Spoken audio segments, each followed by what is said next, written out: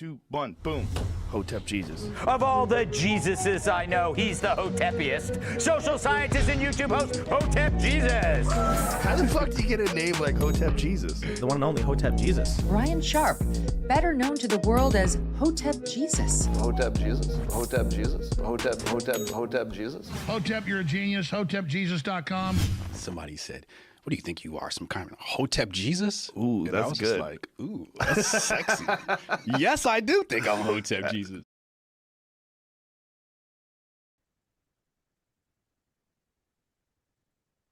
Ladies and gentlemen, welcome to a special edition of the Grift Report. I am your host, Hotep Jesus. Hotep Jesus. Hotep, you're a genius. HotepJesus.com. And I'm joined today by, I want to say this guy has at least 185 IQ, super intellectual.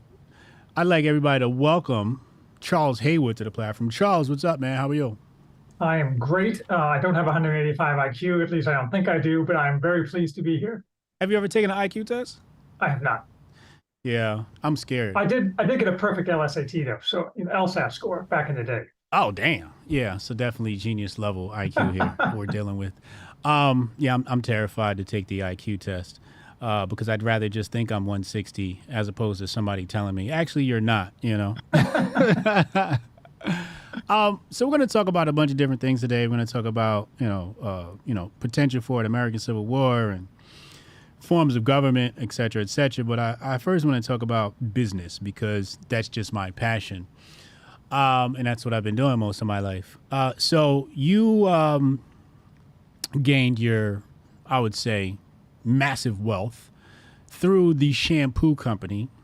Basically, you're a shampoo manufacturer for many big brands. We spoke in a green room, and you said some of that stuff targeted Black women specifically, which I thought was genius because Black women, huge need for hair.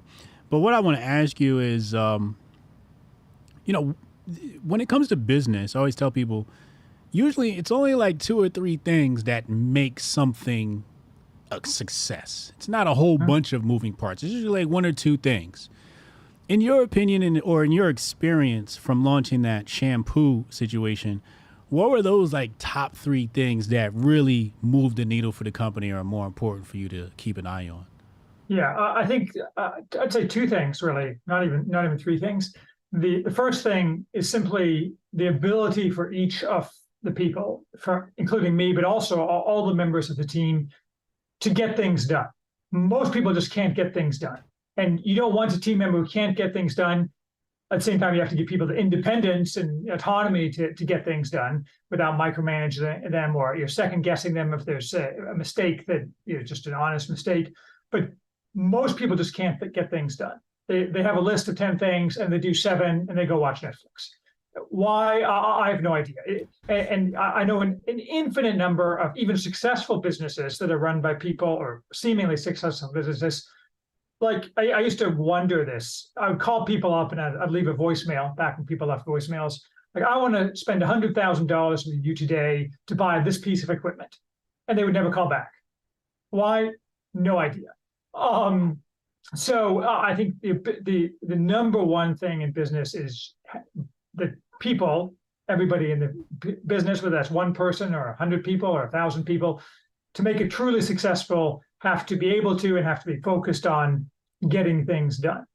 And I think the other thing that made the business successful, and I can't say because obviously every business is different and every industry is siloed to some degree and so on. I think that for a long time I struggled with, well, how do I market this business? Should I buy some Google ads back when Google ads were new? I mean, that was 20 years ago almost, 18, 15. Should I go to trade shows? Should I send out mailings? There's these different traditional options. And the answer is that it's none of those. The answer is that you have to have a good reputation.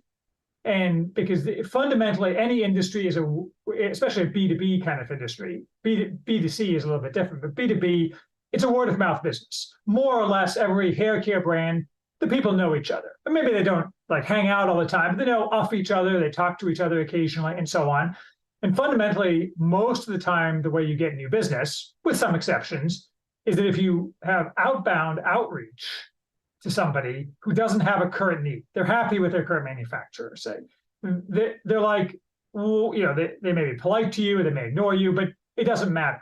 But if they have a need, whatever that need may be, their current manufacturer is failing, they got a huge new contract from Target or something, whatever, they're not going to get on the internet and start searching for contract manufacturing companies for hair care. They're going to call 2 or 3 people they know, people who are experienced in the business, they know use different manufacturers. They'd be like, hey, who do you think is a good fit for me given this need and the kind of product I have? And if you have a good reputation and you've been around long enough to establish that reputation for people to have heard of you, which is just a time thing, you can't accelerate that by advertising really, then they're going to give your name. And then they're going to call you and you're going to call them back, unlike the guy who didn't call me back about the equipment.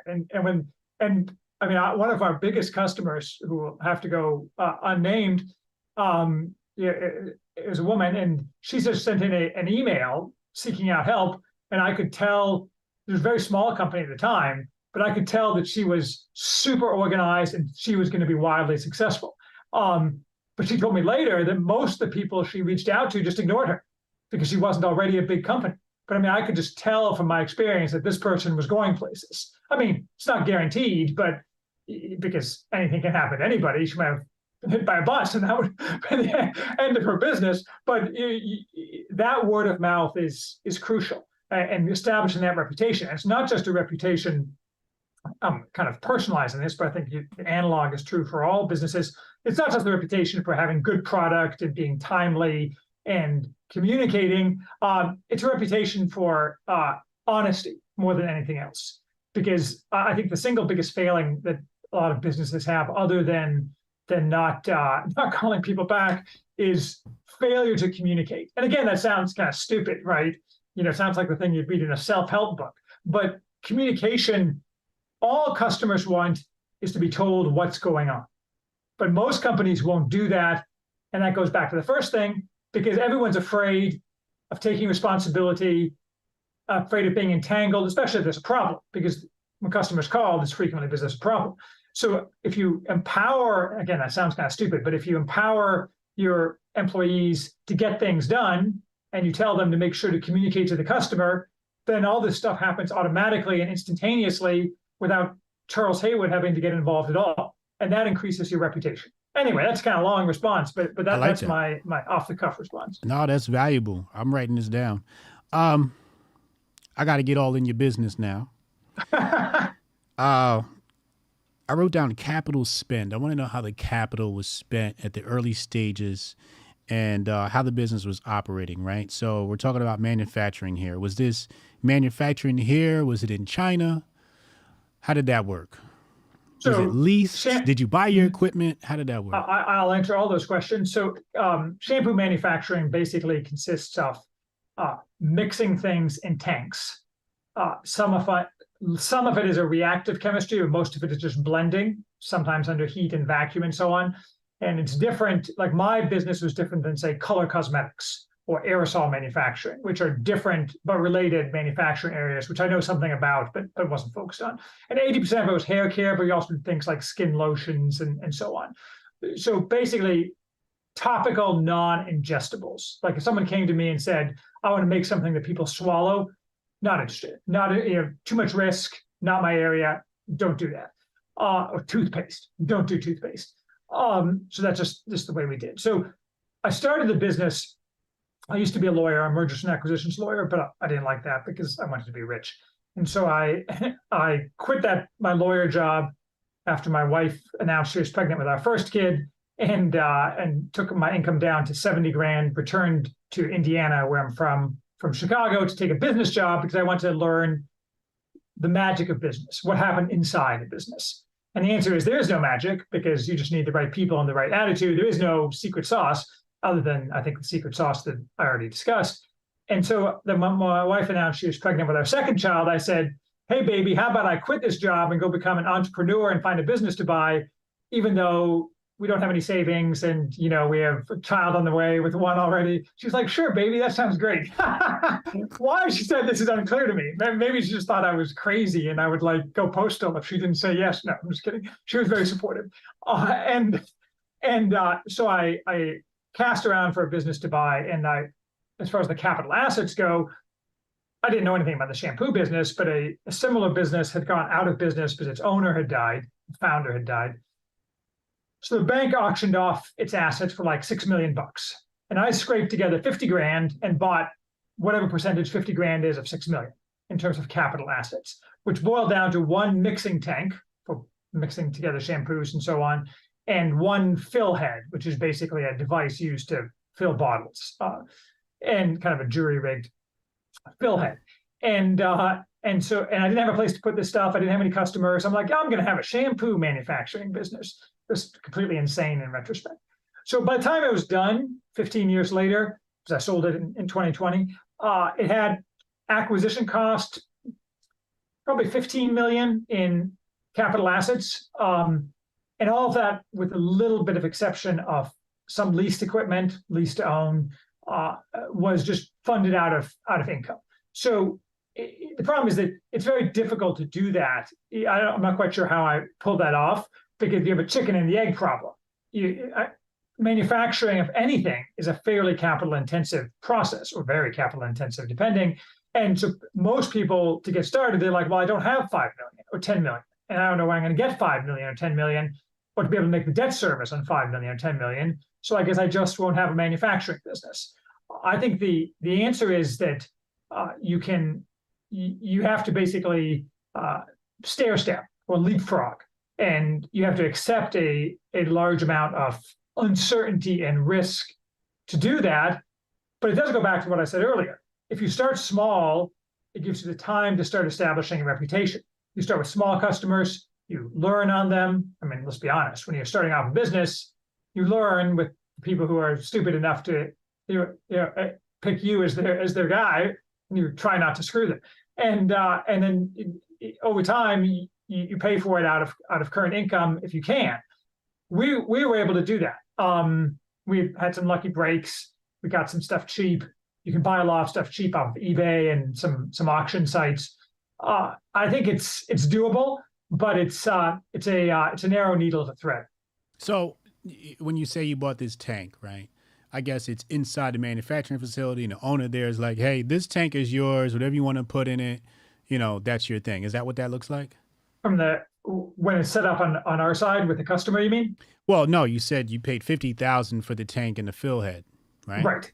So you go in there, you go in there with a metal saw, and you cut the pipes, and you take it out, and then you paid for it, and then you have to find a place to set it up. Oh, right? You had to set it. You had to find a place to set it up too. Oh yeah. Oh, damn. So I had no place to put any of this stuff. I mean, a bunch of it went in smaller stuff, very small. And like one of my favorite stories is that they were auctioning off all of this stuff, and they threw all of the business records for the old business in the trash.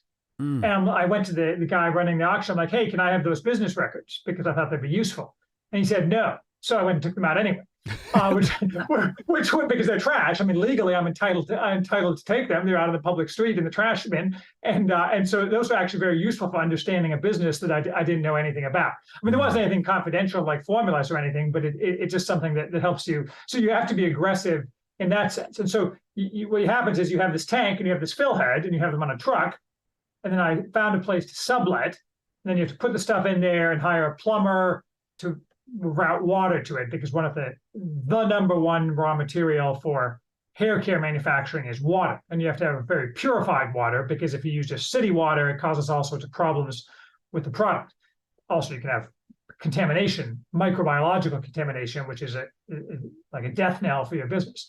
So setting it all up, I scraped together the money, I did a bunch of the work myself, and eventually in a small space that I found to sublet.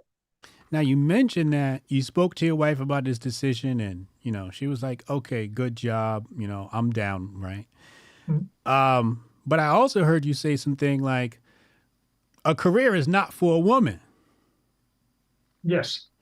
What else did you say? You said a career is not for a woman, and something about being public facing. The man should be more public facing and the woman should be more behind the scenes, right? Yes, in an ideally structured society, that's exactly correct. Why do you believe that? Because it's the natural order of things. It's in the sense that my goal, and this obviously shades away from the business into the political philosophy, but if we're to have a flourishing society, it has to be based upon reality. And the reality is that a well-structured society, men, as you put it, or as you put it, channeling me, men are more naturally the public-facing part of the partnership, husband and wife, simply because, I mean, there's biological reasons for that, and there's also psychological reasons for that. Men desire to provide and protect. Women desire to be provided and protected and to nurture. Men just simply don't have that same nurturing instinct. And so that goes career. That's what, and that's my marriage is a good example of that. My wife and I were both originally big law firm mergers and acquisitions lawyers, and she dropped out of that after a year or two. And then when we got married and started having kids, she adopted this less public facing but yet crucial role in the partnership that is the family. So did you have to convince her of that, or she was just like, nope, I know my role, I'm a housemaker, and that's just is what it is? That's actually a great question, because we grew up, both of us, she grew up in Australia and I grew up in Indiana. As we were talking about in the green room, Australia is a bit more exciting than Indiana. And we both grew up absorbing the propaganda. That is, she grew up thinking, well, probably don't want to have any kids. I want to have a big firm law career or some other big career. And I've always been, I'd say, generically right wing, and I'm ashamed to admit that in the early 2000s I was a strong supporter of George W. Bush, God rot him, and so I think over time we just shifted together, which of course is a blessing to me, because other people, most people face more conflict, I think, but I think we shifted together into realizing that wasn't really the way to live, and that we have been propagandized into a approach to life that just didn't make sense. And when I say didn't make sense, I don't mean didn't make sense for us. I mean, it doesn't make sense for anybody. But we, of course, only have control over our own lives. And so that's the direction that we took. But I wouldn't say it was an overnight process either. I mean, when we started dating as young lawyers in the early 2000s, I figured I'd have a house in Hinsdale. Hinsdale is a Chicago suburb where a bunch of lawyers have fancy ass houses. We'd have a house in Hinsdale and some nannies and maybe 2 kids. I mean, life has ended up very different than that. But I think I look back on my old thinking and I think, what was I thinking? But change is better late than never, I guess. So what was the catalyst that, did you guys watch an Alex Jones show together? No, I never watched Alex Jones. No, I think I can't. I have some pieces on my site where my wife speaks in her own voice, but channeling it from my wife's perspective, I think what changed for her was the realization that she did in fact want to have children, and that when you want to have children, that largely changes your perspective on everything, whether that's your marriage, your career, whatever, your entire relationship to the world.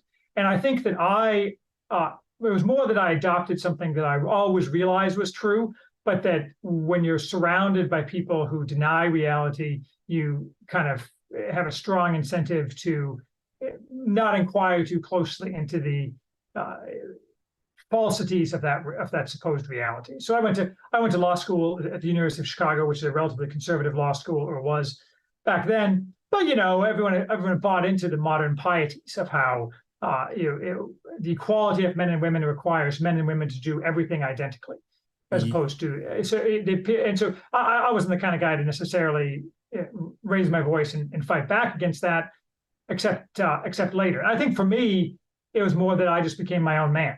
I mean, the children matter. I mean, having children is important, but that per se didn't change my thinking, other than, well, I have to protect and provide for these children. I think I would say that the biggest change was probably in my wife's approach to it. I mean, she's not here and she can't speak to it, but I think that that she would, if she had said, no, I really want a career, and it's not like I would have or could have said, well, that's not the way we're going, baby. Get back in the house. It's really more dictated by her than by me, honestly. Oh, wow. So you got lucky. I did. Yeah. Very much so. And which means you picked the right woman. I did. Okay, let's talk about a hypothetical scenario. You're dating, you're let's say you're in a marriage. Your wife says, "Hey, I want to start a small business." Is that a red flag, or are you supporting her in her small business, or how does that supposed to work? Or you say, "No, look, what's the idea, and I'll execute it." A small business isn't a career. I mean, historically speaking, say medieval times, women ran a significant amount of the businesses in medieval times. I mean, people have this completely distorted vision of history on many levels. And one of them is the role of women in history. So small businesses, home-based business in particular, are something that has long been something that women have traditionally done because they can organize their family life responsibilities in coordination with that. In fact, Mary Harrington had a recent book. Oh my gosh, I can't remember the name. There was Mary Harrington is a feminist writer with conservative bent in some areas, and I did a review of it, and now I can't remember the name, but it talks a bunch about this, how the vision we have of women's role being staying at home and isolated entirely from the outside world is largely a product of the 19th century and the Industrial Revolution, where women who worked outside the home started going to wage jobs outside the house in the factory, and this idea of household work disappeared because the only people who couldn't work anymore, women who didn't have to work anymore, were upper class women who could sit at home and faint on their couches and lead the Jane Austen lifestyle, as opposed to being integrated in the family economy. So the answer is that a small business actually makes a tremendous amount of sense for women. And it's a good example. I mean, when I say that the husband should be the public face of the family, obviously when you run a small business, you have a public facing element of that. So this isn't like a purdah, the Middle Eastern custom of having women be in seclusion. This is the idea of that the primary public facing role is the husband, but if the woman has a small business, she would have a public role as well. That said, it can't be something that's a career. And I think the distinction is important. Career in this context means I go to the office, what was something like Tucker Carlson said the other day, like, I strive to be the vice president for international bonds, and so I work every weekend. That's just dumb if you have a family. Okay, what if the small business has blue chip potential? Still allowing her to do that? Blue chip potential meaning what? It can become a unicorn of $1 billion valuation? Yeah.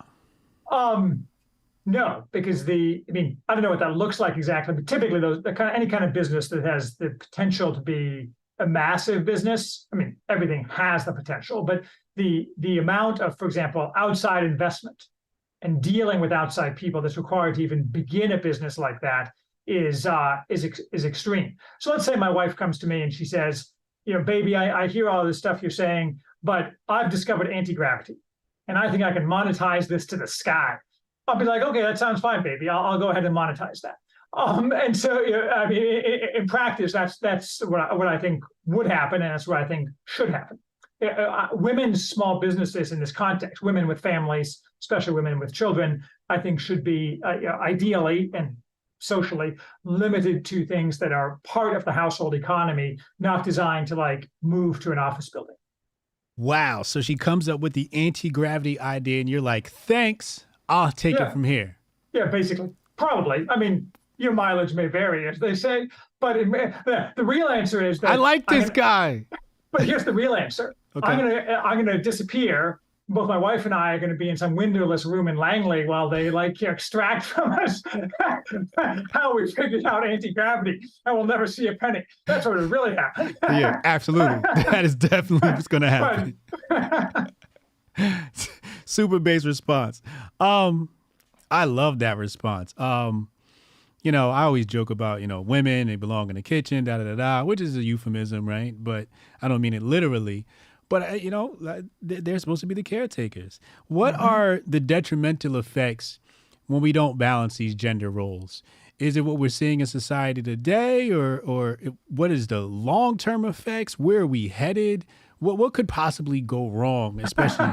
Well, everything is going wrong. Just look around. So I think that within a marriage, so on a very micro level, as between husband and wife, creating what amounts to competition between husband and wife, and say your wife has a career and she has a boss, she's looking to please another man, which is never a winning recipe for harmony in a marriage. I mean, maybe she has a woman who's a boss, but whatever, you get the idea. She's looking to please other people as a primary goal. Not that a wife's primary goal should be to please her husband, or that a husband's primary goal should be to please his wife. But one should strive to please one's spouse. And if you spend all your time at 4 o'clock on a Saturday afternoon taking calls from someone else who wants to be pleased, that's not real good.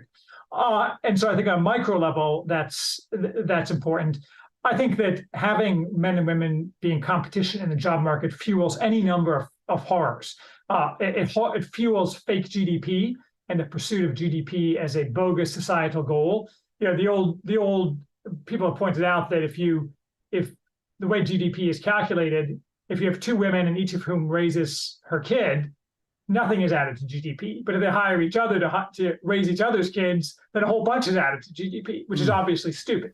So bringing women into the workforce in the quantities they did hasn't done us any favors. The birth rate is, I've been pointing out for years, as far as I'm concerned, Musk is a latecomer to the real problem is that the precipitous coming population crash and having women removed from the traditional roles of nurturer and caretaker and ruler of the home necessarily means you're going to have fewer children. Because if you're working 80 hours a week as the vice president for international bonds, well, having another Johnny or Jane doesn't seem real attractive, does it?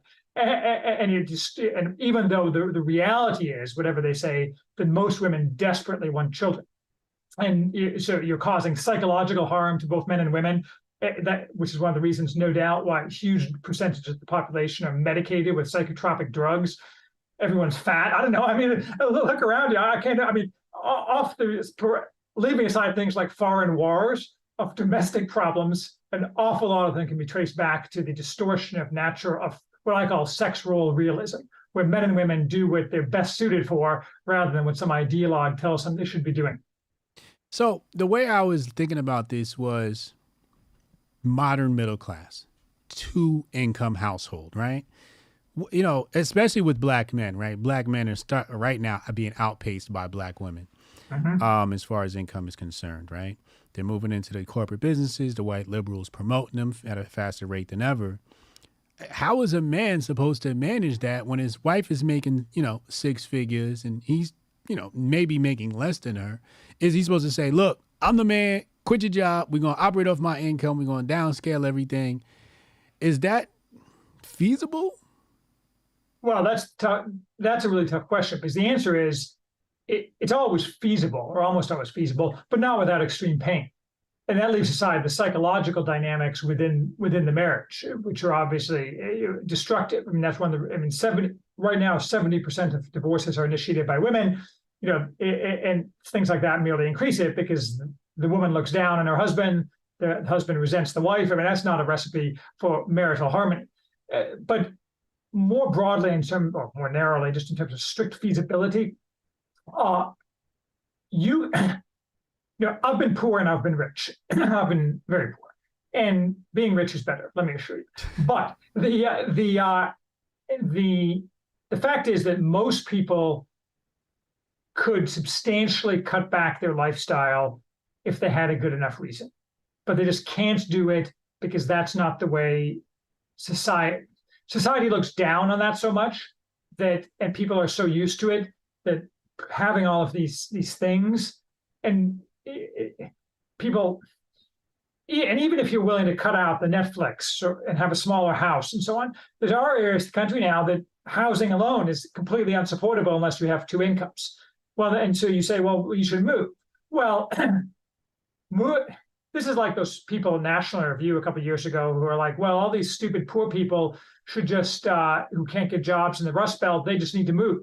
But that's a societally bad prescription too. People shouldn't be atomized. They shouldn't have to move away from their family and their entire network of support and the people they've known their whole lives just so they can find an affordable apartment to rent. So it's not at all always feasible. I think it's a lot more feasible than people think it is, and they don't.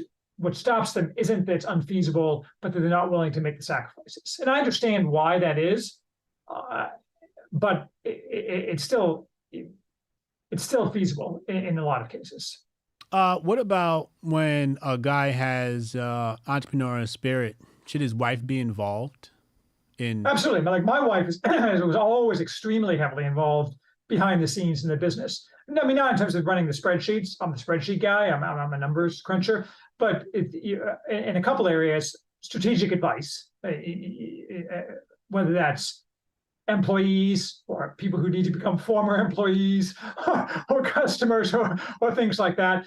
Strategic advice for the business. I'm not a good judge of character.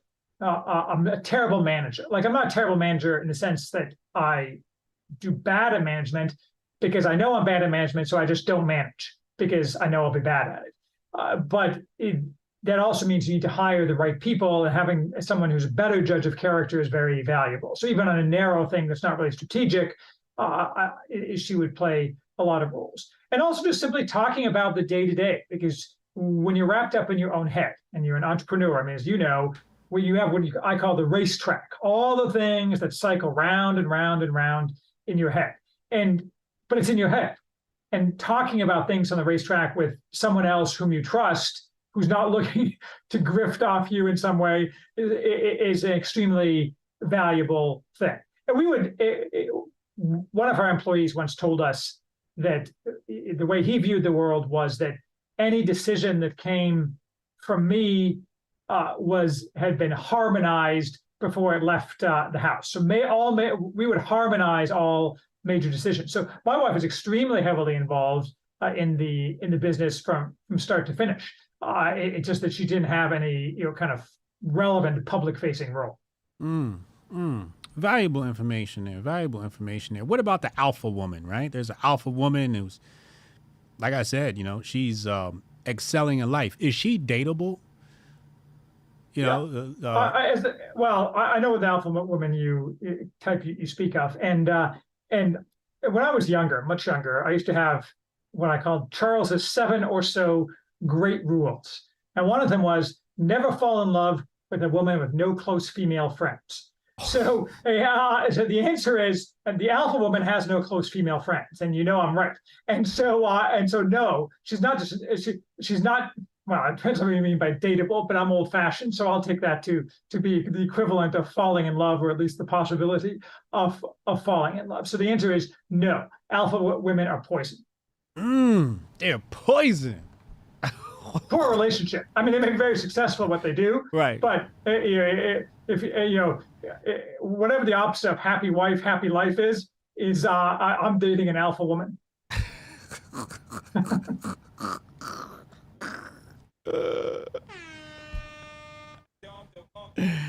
Oh man, this is some of the best red pill content we've ever seen on the internet. We gotta bring Charles on over to the red pill, man. Get him on Fresh and Fit or something like that, and talk to these young boys. I love the way you put some of this information. All right, let's change gears here a little bit. I'm new to white people history, so when I was younger, obviously I learned the Halt and Milford fake news version of history, and ever since Trump came into office, I've been diving more into the Russian Revolution because I feel like that was really the turning point for the West. Mm-hmm. In all ways, it seems like that. So it seems like there was a transition from feudalism to a democratic republic, right? In Russia? Or in general? In Russia, Germany, sure.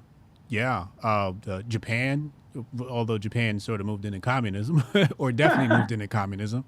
But there was a push away from feudalism to democratic republic. And to me, I think feudalism probably operated better than a democratic republic. Would you agree or disagree? It's a very broad question. I mean, I'm also fascinated with Russia. My father, who's dead, he taught Russian history at Purdue. So he's not Russian, but I mean, he was one of these guys. That was his expertise, and he spoke a lot of languages. And his focus was 19th century, not 20th century Russian history. But I also have always found Russian history fascinating, and I do think that the hinge of fate is, in many ways, is the Russian Revolution. But feudalism is such a broad concept, and democratic liberalism, democratic republic is also a broad concept. I mean, just moving backwards, I mean, people tell us now that we have a democratic republic in the United States, but who really believes that anymore? I mean, we have an oligarchy. We have what I would call a clownish oligarchy. So, I mean, they may bear the trappings of the skin suit of a democratic republic. So that said, at some point, obviously, feudalism or constitutional monarchy gave way to actual democratic republics. There was a time in the 19th and 20th centuries where people were actually switching from one system to the other. I think that to some extent, you have to, when you're looking backward at big historical changes like that are not of the type that have happened before.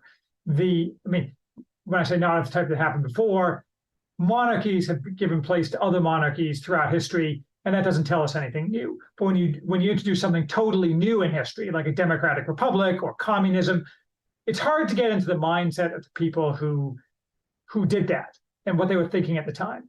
But you do have to give them a lot of leeway in the sense that in the 1920s, for example, it wasn't completely insane to say, I think communism is the future. Communism is going to lead to a utopia. Communism. Now it seems completely insane to us because we see what the actual results of that are.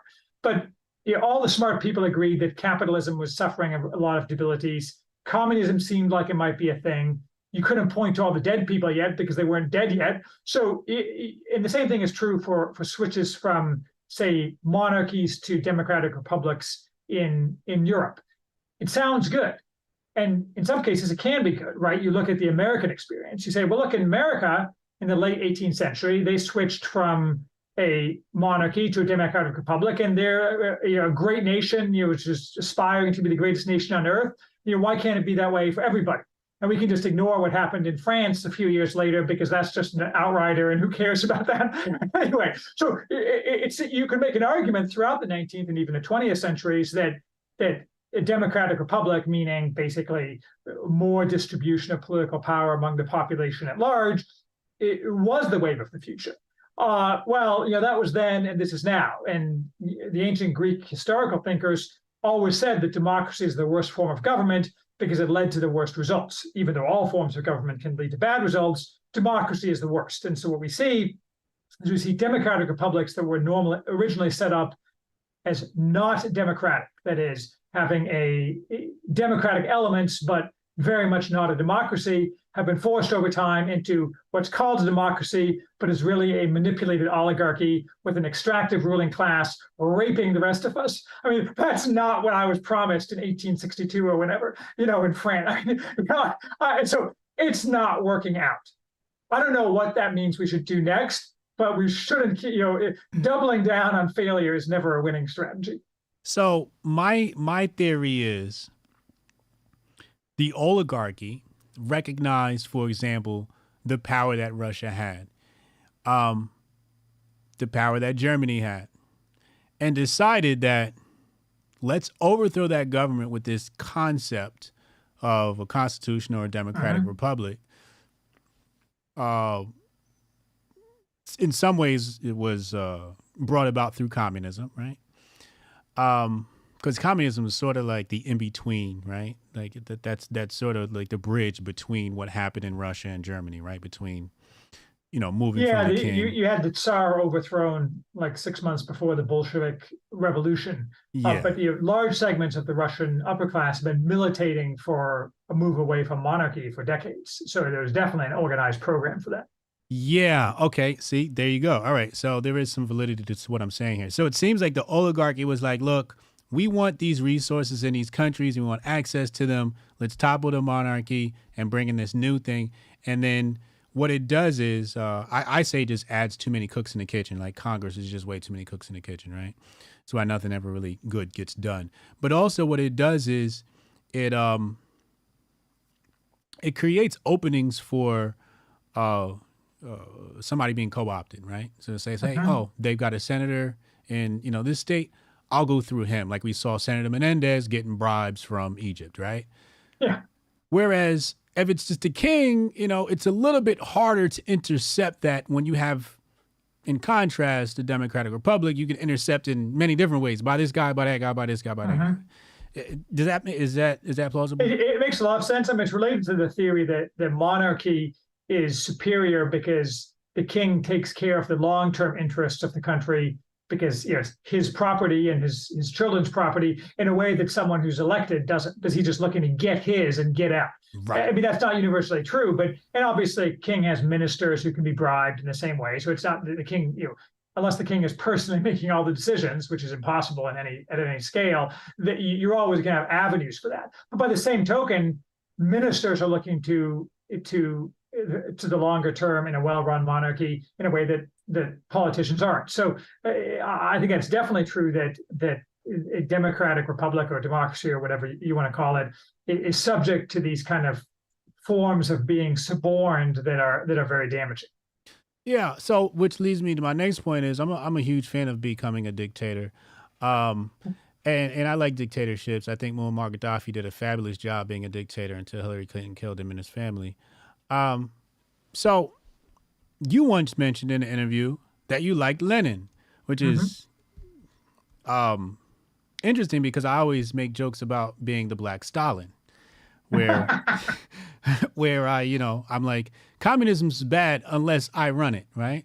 Why did you say you liked Lenin? Well, Stalin got his start as a bank robber. So if I'd be careful about bank robbing, because it's like a quintessential stupid crime. Maybe you should find some other way. When I say I like Lenin, perhaps a better locution would be admire aspects of Lenin. Like Lenin's probably burning in hell. Not that I can presume to say, right. But he wasn't a good guy, right. And he was a very bad guy. But when I say I admire Lenin, I admire, among other things, his discipline, that is his ability over decades to stay focused on a specific set of goals that he had. And when he achieved those goals, not to maintain that discipline, rather than, for example, saying he was very, for example, aware that his revolution was fragile and he wasn't going to spend resources on supporting every red revolution around the globe because he had bigger fish to fry at home. Whereas his ideological comrades were like, Comrade Lenin, our red brothers in Finland need us. We must send an army there. And he's like, we don't got an extra army. Shut your mouth. And so that's just it's a very disciplined way of approaching the world. And he didn't have other vices, which I also admire, and he dressed well, which I admire. But the Lenin is admirable in contrast to a lot of modern day political leaders who are left and right, Democrat and Republican, are pretty much 100% clowns. Like, I mean, there's a few exceptions, but certainly everyone prominent is a clown. I mean, there's probably some people who aren't prominent, and maybe that's their function of TV and what have you. But the fact is, Lenin had a lot of characteristics that helped make him successful. I mean, obviously, he also had a lot of luck. He wouldn't. The fact that he ended up on top wasn't at all dictated, and he needed a ton of lucky breaks. He's the guy who flipped a coin 50 times and it came up heads every time. Nonetheless, he's a winner, and or was a winner, and a lot of the stuff he did is admirable, because that's the kind of spirit that one needs in order to administer a political movement. Yeah. That's what I like about studying history. You can find somebody who's pretty much evil, and then at least if you have a smart mind, you take what you like and you leave the rest, right? And there's a lot to be learned from it. And I think there's a lot to be learned from communism. I think the most interesting thing about communism is how they're able to take over power so quickly, which I don't think is possible today.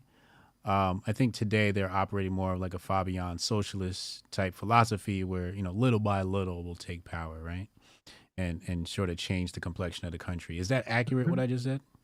Well, it depends what you mean by communist. I mean, people who are overt communists, as in like I read the Marx, Lenin, and Engels, I think those are pretty thin on the ground nowadays. Yeah. And so, I generically use the term the left, meaning the way I define it, the political movement born in the Enlightenment, reified in 1789, of people, ideologues who place emancipation from all unchosen bonds and forced egalitarianism in the service of a utopia. That's their political program. And I think certainly, and what you've seen, the long march through the institutions, is the left using the salami slicing strategy to take over essentially all of the centers of power in our society. I think you see people saying things like, well, the left is now going to start rolling back and consolidating their gains. There's no historical evidence for that. The nature of the left is to always overplay its hand, and there's no instances to the contrary. So we can expect more of the same attempts, even though they're getting diminishing returns from whatever the modern day equivalent of the communist is. The communist was simply a manifestation of the underlying left impulse that dominated much of the 20th century. It's something else now, something that's maybe a little bit less coherent and you can't place a specific label on, but it's all the same thing ultimately. So this term classical liberalism, right? I see people throw this around, and from my research, I'm like, I'm pretty sure it's the same thing as, or the genesis of what we have from the left now. So I call classical liberalism some bullshit. Am I remotely close? Well, I'm about to write a whole piece on this, but the short version is I 100% agree. And I'll quote you. I call classical liberalism some bullshit. I'm going to put that in now as my lead in. Because it's really tiresome to someone like me. I try to stay off Twitter, but I'm sucked into it all the time because, I lack discipline, unlike Lenin. And Lenin would have been on Twitter wasting his time like me. Anyway, I hear all these, losers and boomers like, I don't like the woke. We just need the principles of classical liberalism. I'm like, dude, that's what got you where you are now. So, shut up.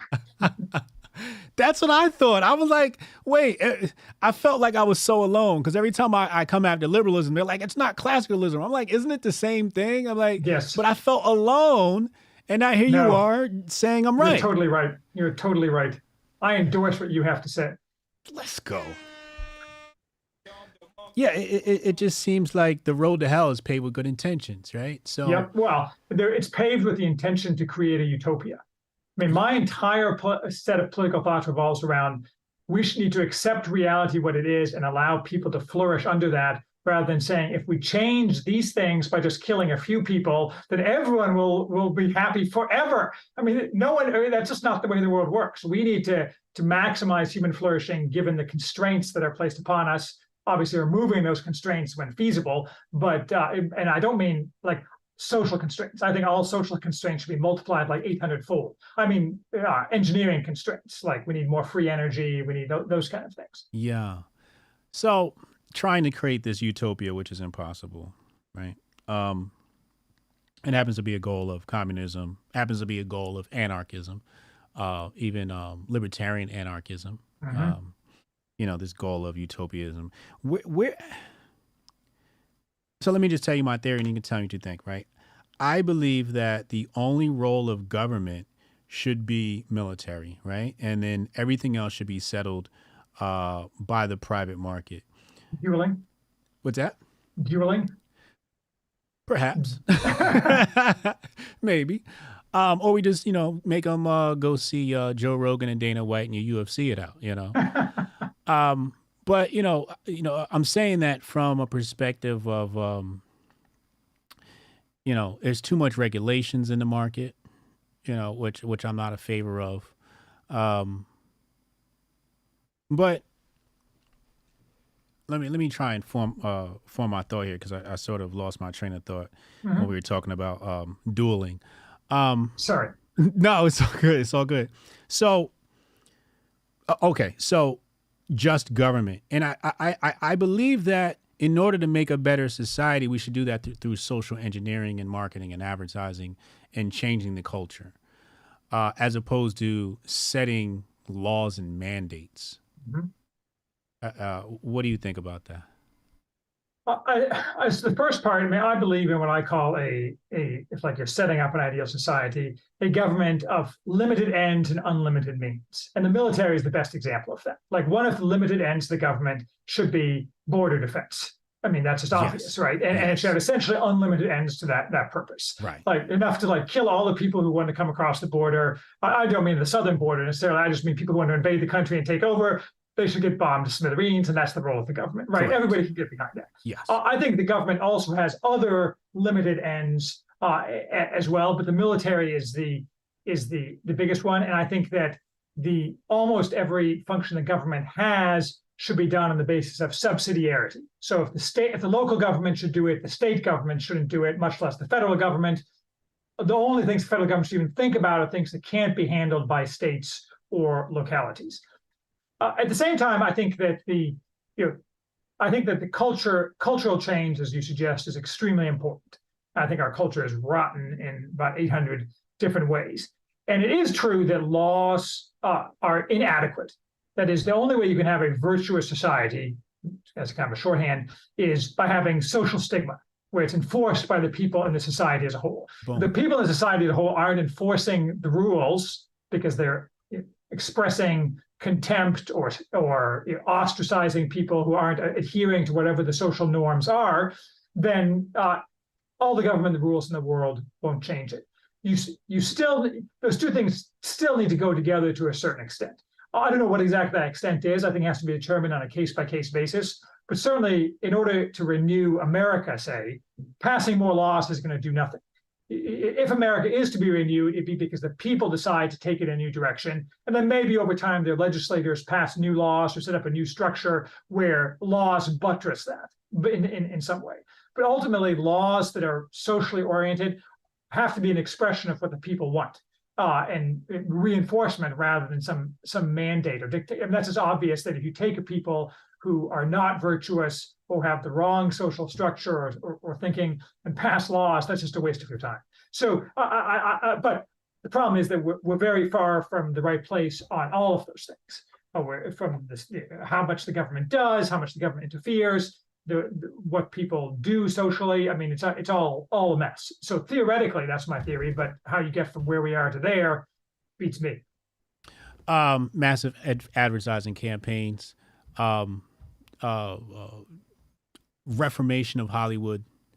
That would help. I mean, on the other hand, advertising can't. I mean, especially among the young, I think advertising gets you somewhat diminishing returns. So I'm not sure that it would change what people think. And in order to have those advertising campaigns, people in power would have to adopt the new views. That is, my views, which I think everyone should adopt. And last I saw, the people in power were not lining up to adopt my views. Yeah. So when they do, and then they start advertising, maybe it'd have an effect. But again, I don't see a path to that, unfortunately. So when I say advertising, what I'm saying is, for example, if you have a shampoo bottle, right, and you're advertising shampoo as a shampoo brand, affirming in all of those ads, mother, father, child, right? Instead of, and then the way the women are dressed in the ad, the way they speak in the ad. Like, I think some of these things could have subconscious ramifications when done properly, right? Yeah, absolutely. But the problem is that, you even suggest that, and like people say, well, that's what the Nazis did, isn't it? Right? Anyway, how to get from here to there is a problem. Hopefully, we can solve. Yeah. So, what about a religious state? I believe in having a religious state. I love how Islam operates. Are you a fan of saying, look, we are now going to be a nation of Christianity or some other religion? I think Christianity should be the established religion, but that's totally different from a Muslim state where what the goal tends to be theocracy, the combining of the state, the religious and secular functions. Yes, that's what I agree with. Yeah. So I mean, this is little known in America, but the Byzantine Eastern Roman Empire ideal, not often realized in practice, was what they called symphony, which is where the state and religious bodies cooperated for their common goals, which is different than what you saw in Western Europe, where you had constant struggles because the Pope took the position that he was supreme over the secular rulers. And of course, shockingly, the secular rulers didn't think much of that. So that led to constant tension. Now, obviously, symphony has its own set of pitfalls because human nature being what it is, people frequently will say they're cooperating when really they're trying to get one up on the other. Yeah. But in theory, what you should have, ideally, again, is a state where Christianity is kind of the official religion, where you face social penalties and it's harder to work in government if you're not Christian. But no one's chasing you down if you're not Christian. It's just hard. It's a harder position in society, and that the Christian church as a whole works with the state in order to achieve the flourishing of the people. I mean, that's ideal, but Yeah. you have to have an ideal. You have to start somewhere. Yeah, I also want to bring shaming back. You talked about ostracization, ostracization. I want to bring shaming back, shaming women for some of the clothes that they wear and, how they operate and the beliefs that they have.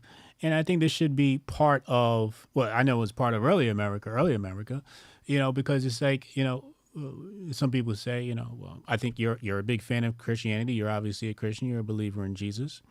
And, but, many people argue Christianity has failed us, whereas with Islam, their women aren't running OnlyFans accounts. Well, that's true. I mean, Christianity has failed us in America, but that is precisely a failure of stigmatizing and shaming. That is, I randomly heard on the radio the other day one of these 50s pop songs. I can't remember the words exactly, but it's a very famous song. But basically, maybe it's late 50s, oldies, very oldies now kind of song. But basically, the point of the song is that this girl and the guy she was on a date with, the car broke down, and now she says, my reputation is shot because everyone's going to assume she's now sleeping with this dude, and and now she'll be stigmatized, and she should be stigmatized. A society in which she is stigmatized is outstanding, and so, but that's all gone. And that wasn't that long ago. I mean, I wasn't alive, but it wasn't that long before I was born. And so, Christianity has failed the West. I think that's true, or maybe the West has eroded Christianity. Maybe it's two-way thing. I mean, obviously the Catholics who for the past 30 years thought that Roman Catholicism was going to be the bulwark and the Pope was so based, have been disappointed.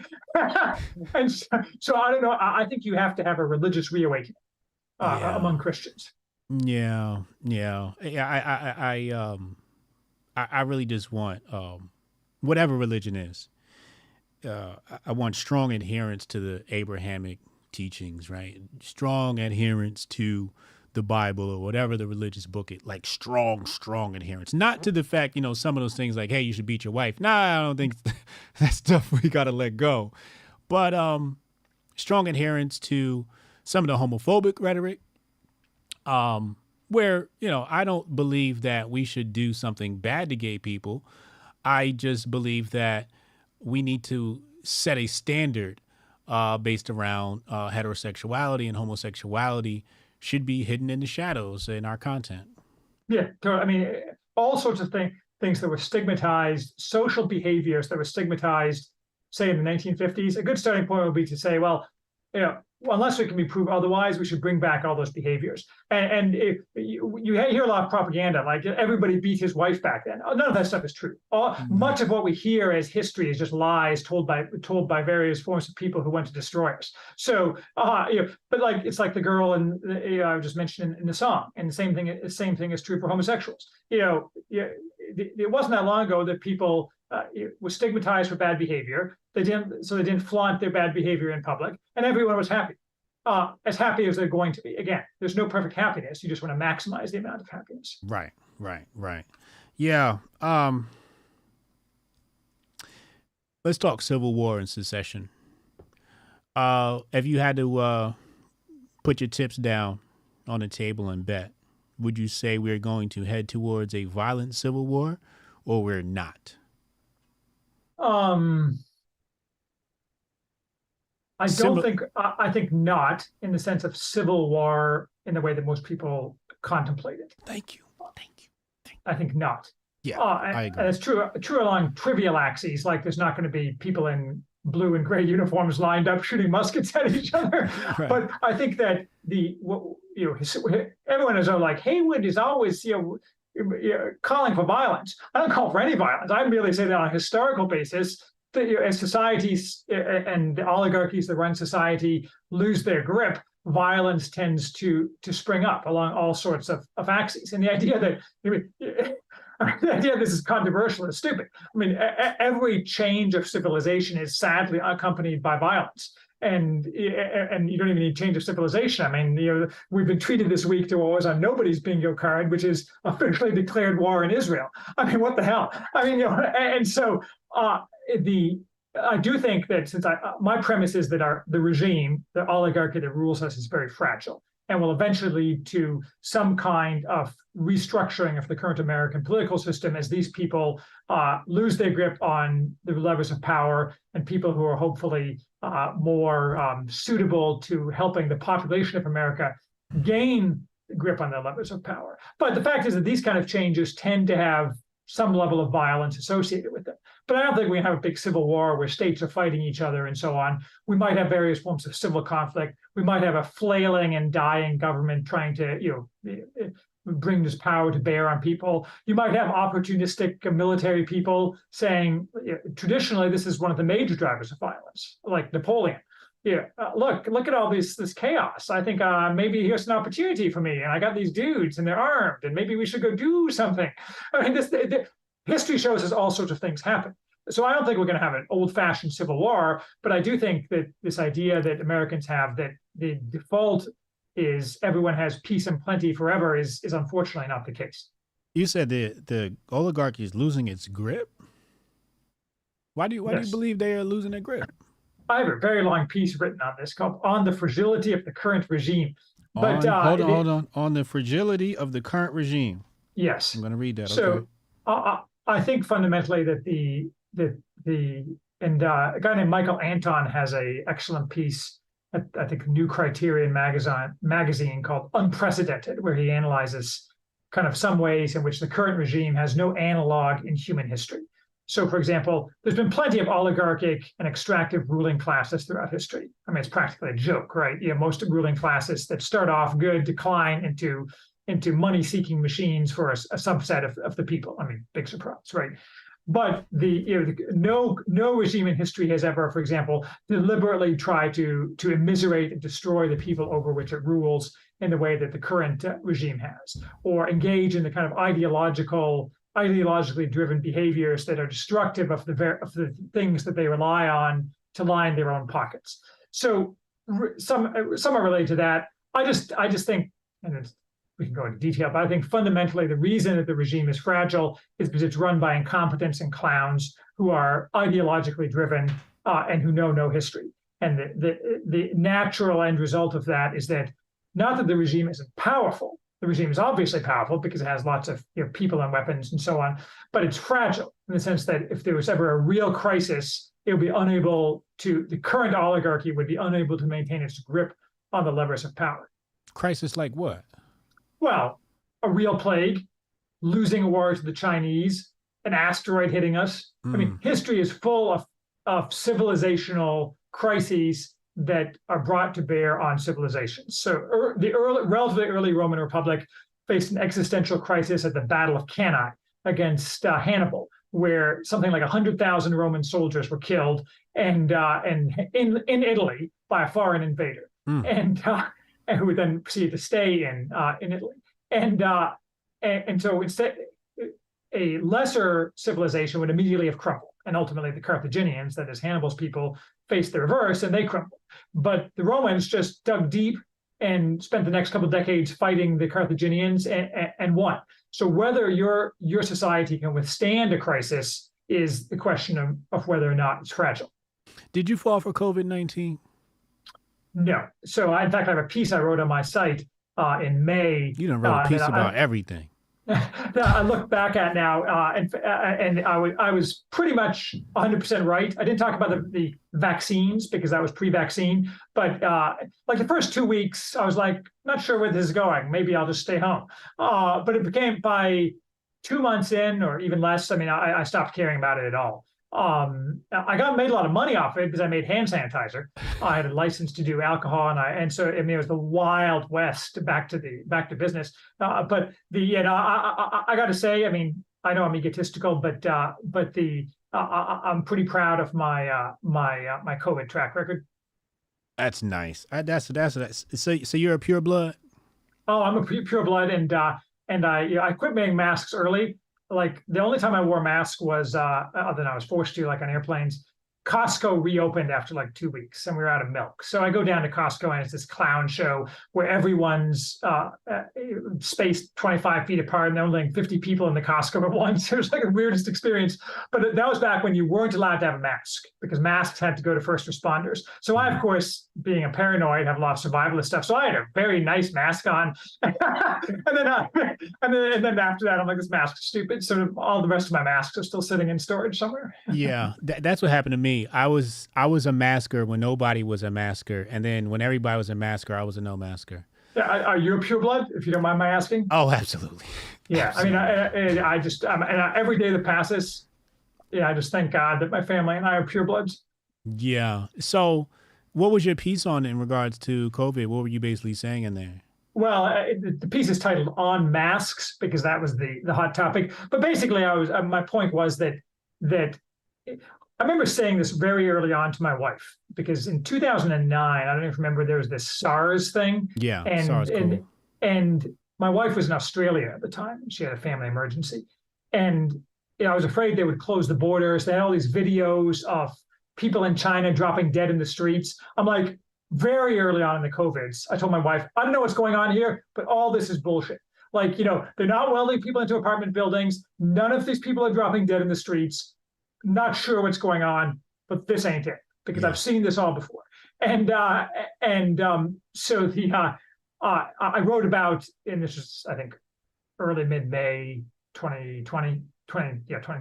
I can't get my dates right. I mean, basically, I wrote too, like, it's obvious that the only people who have comorbidities are at risk.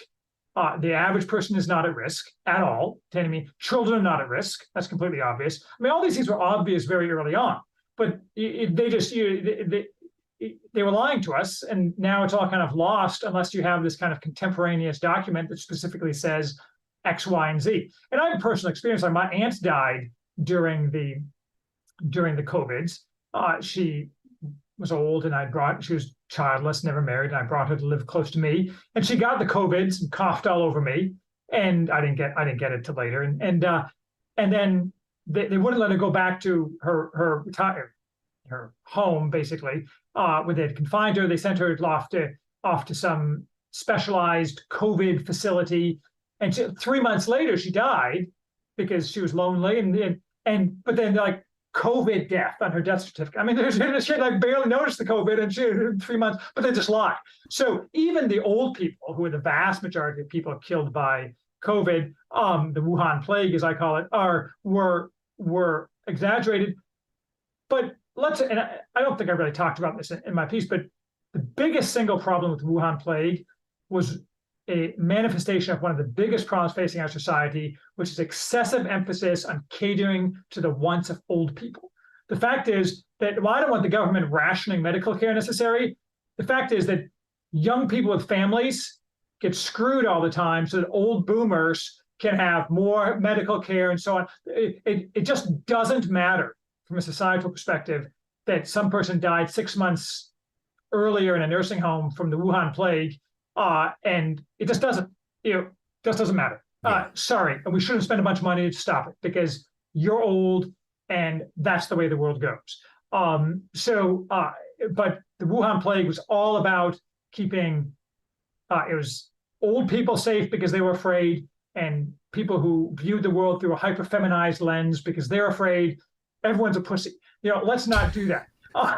Let's approach this with a rational approach, and that was what I called for in my piece. Like, we need to look at the costs and benefits, and it's clear that we're grossly over-exaggerating the costs and overstating the benefits. Understating the cost, overstating the benefits. Anyway, that long response, kind of rambling. Sorry. No, I love that. So there were the powers that be that directed the narrative, and then there were people that followed along, right? And many of those people castigated us, and they told us we were stupid, we were killing grandma, whatever, right? What are we supposed to do with the people that were wrong? Not the oligarch ruling class, but everybody else who was wrong. Are we supposed to forgive them? Or, in a utopian society, introduce them into some re-education camps?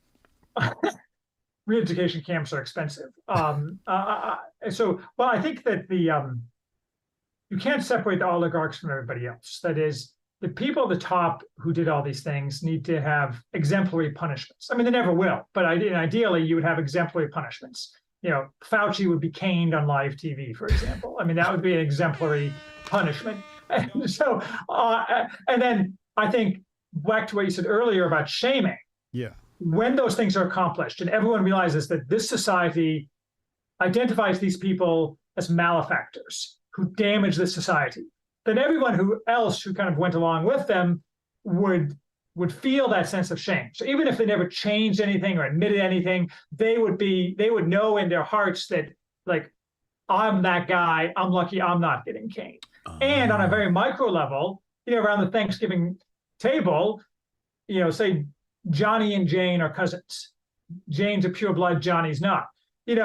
Jane will make side comments about what a loser Johnny is because, he should have been caned like Fauci. So, I mean, these things eventually work out in a way that doesn't require legal structure as much as re-education camps. I mean, Hillary Clinton is the one calling for re-education camps for Trump supporters. That's not going to work out. But it's, I think that we just need a society to adopt an approach that kind of beneath the surface, without publicity, shames people who behave badly, hopefully so they won't behave badly in the future, and hopefully changes their thinking away from the lines of thought, excessive focus on safety, excessive focus on not ignoring costs and benefits. So in the future, things will be better. I don't think a re-education camp would accomplish that at all. I think quite the reverse. But I think subtle social shaming would make a lot of sense. I like that response, because if you shame the oligarch, then everybody else has secondhand shame. Yeah, I like that. All right, so I'm going to continue to shame. Good. Yes. All right, let's change gears here. Israel-Palestine conflict. Don't say anything that'll get yourself canceled. I know you're smart enough not to do that. I just give all my guests forewarning because it's a very touchy topic.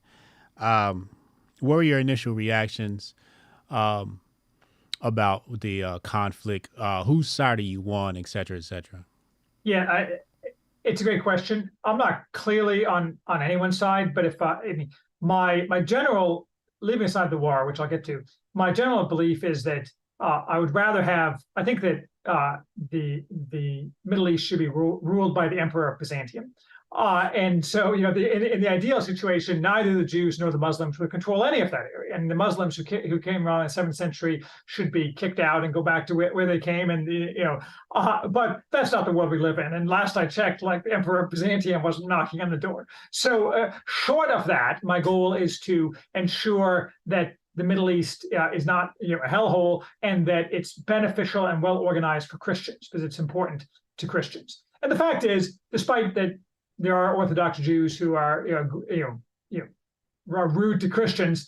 The Jews are pretty good. The Israelis are pretty good to Christians in terms of the structure of making the Holy Land available to Christians, and they do a great job of running the country. We can, leaving aside whether the GDP is fake, it's probably less fake in Israel. We can be certain that the GDP in the lands that are called Israel will be about 1/100th of it is now if the Jews hadn't arrived in the last century. So I have a lot of admiration for the Israelis. I generally support the Israelis. It's a very difficult position for them because I once asked a friend of mine, well, why don't they just deport all the people who are causing them trouble? And he's like, well, Holocaust, bad memories, looks bad. I mean, this is a huge problem for them, and they're now they're cutting off all the food and water and so on in Gaza, and I mean. It's a terrible, terrible situation. So what I think fundamentally, though, is the same thing as I think about the Ukraine war, which is that it has very little to do with America. And so if the Israelis have, they have an existential crisis, an existential problem. I admire them for their society and the fact that they're the only developed society that has more than a replacement amount of kids, totally aside from the Orthodox. I mean, secular Jews have like 3-something kids as well, and that's because they believe in something. And I think that, but this isn't America's job. I think we should be giving no support at all to Ukraine just because we have no interest whatsoever there. I think that I'm not hesitant to say no support to Israel, but I certainly don't think we should get directly involved. It's an unfortunate thing, but fundamentally we should adopt a position foreign policy-wise across the board, much similar to George Washington's farewell speech approach, which is, for the most part, the stuff that happens outside our borders doesn't concern us. and that's largely true of the Israeli-Palestinian conflict. All right, we're going to come back to Israeli conflict. I just want to touch on Ukraine. Why do you think we're in Ukraine? What's your tinfoil kufi take, or your, Well, I think it's obvious, but of course, everyone who thinks something thinks it's obvious. It's obvious because it's two things. There's a financial incentive, but it's largely just an attempt by the global American empire, as they call it, to spread the gospel of what they call democratic liberalism, meaning late stage leftism, and force it upon as many countries as possible, including Ukraine. And Putin's a bad guy, and he throws people out of windows and so on. But that's pretty much par for the course for people who are running aggressive governments. And ask Epstein about what it's like to be interacting with governments. I think that the Russians are a society with a lot of problems, but they're certainly not interested in having any of what the global American empire is selling in terms of left-wing social thought and so on. And in a sense, what the American empire is selling is rapidly being placed on the remainder piles. It's a big problem for them if the Russians wax in influence in the world, and therefore pushing the war against Russia's borders makes a lot of sense from the perspective of simply spreading late-stage leftism. I mean, it's obviously failing, but this goes back to my point about regime fragility. When you're a failing regime, you do stupid things because everybody who runs it is a clown. Mm.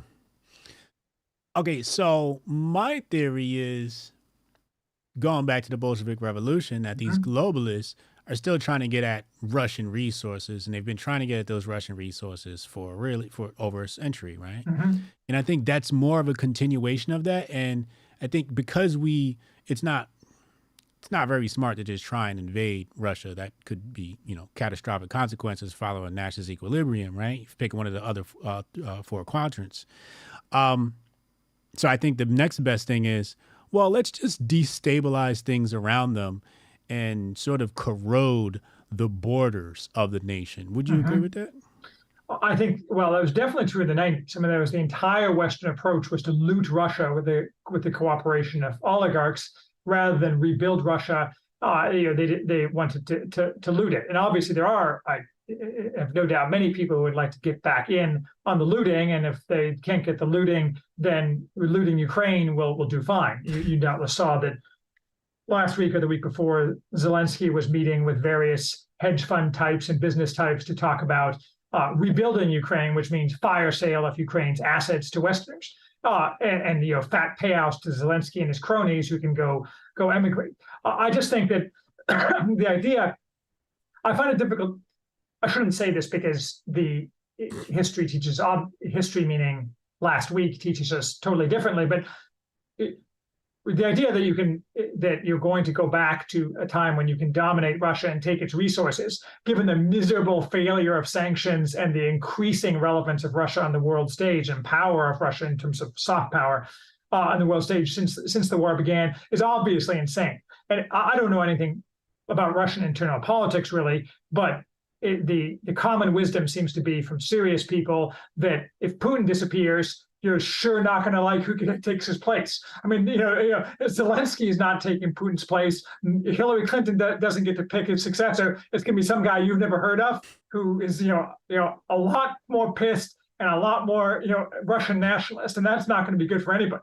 But they imagine that somehow that they can run a color revolution in Russia. I mean, these things are completely insane. That said, you're right. There are no doubt people who think they can do that, get away with it, and then enjoy the fruits of looting Russia. That's definitely true. Yeah. Okay. Cool. All right. Let's get back to the Palestine conflict. Do you believe all of the reports coming out of the war right now? I believe nothing. I mean, it's like the Chinese early Wuhan plague photos. I mean, everything's a lie nowadays, and the same thing is true for Ukraine. I mean, 99% of the things that we've been told about the war in Ukraine and major newspapers are lies. I mean, it is very difficult to get any kind of factual information. But if you would go back to like June of 2022 and read Ukraine war headlines, I'm not sure it'd be like it's reading just some set of fantasies. I have no idea. The problem is that nowadays everyone reacts on an emotive level, which gives people. I mean, you're the expert in this. I mean, you know much more about this than I do. But it seems to me that people realize that you can get enormous mileage out of some fake video, and now we even have deep fakes. That's another thing. And people like us who are, we're sensible, smart people who like to think considered thoughts.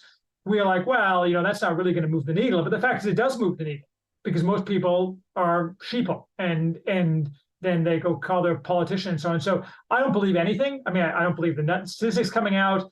I mean, I believe I see like pictures of bombs or whatever, but what does that mean? I have no idea. At the end of the day, you have to wait and see. And so, I mean, that's what we see in Ukraine. We saw that now that everything we were told is a lie, and the Russians are slowly winning, and you don't know exactly what the numbers are, but they certainly look bad for the Ukrainians. We'll wait and see what happens with Israel. But to answer your question, I don't believe anything I see coming out of it. I just don't. I tweeted out Saturday. I woke up, I saw the fiasco online, and I tried to do some catching up. And after about 20, 30 minutes of scrolling, I'm like, okay, I know nothing more about this war than I did before I woke up, right? Well, I had the same experience. I didn't tweet out on it, but I'm like, what the hell is this? Like, I woke up like, Israel, what are you talking about? I mean, it was really kind of weird because, like, you didn't know what you're expecting. You're like, what happened? Yeah. But you're right. Hard to get informed. So my response was, okay, because, being somebody who's an, online thought leader or whatever the word I'm supposed to call myself, people ask me, what do you think about this? What do you think about this? What do you think about it? Right. So obviously I have to make a statement, right? Mm-hmm. So my statement was, there's a lot of stuff floating online. I don't know what to believe yet. So let's wait for the dust to settle, mm-hmm. right? And people were like, oh my God, you don't think something happened over there? And I'm like, wait, that's not what I said. I just want to know which video is valid and which one isn't so I can react to the right one. But you have the Israeli flag up, right? Yes, I do. Right. And so you had that short snippet a little bit ago with the IDF shirt on. And so I mean, you seem to have fairly clearly picked a side. Probably would be the side that I would pick if I had to pick a side. Yeah. But I mean, why make the statement? Yeah, exactly. Well, why did you? I mean, I'm curious. I didn't. I'm just trolling. Okay, well, fair enough. The Israeli flag was more of like, so the meta behind that decision is like, I'm on the right wing, right? Mm-hmm. Like I didn't have a choice in that. My beliefs placed me there, and I know which way they're gonna go. They're gonna go with mm-hmm. Israel. So I was sort of like saying, hey guys, this is what you look like, right?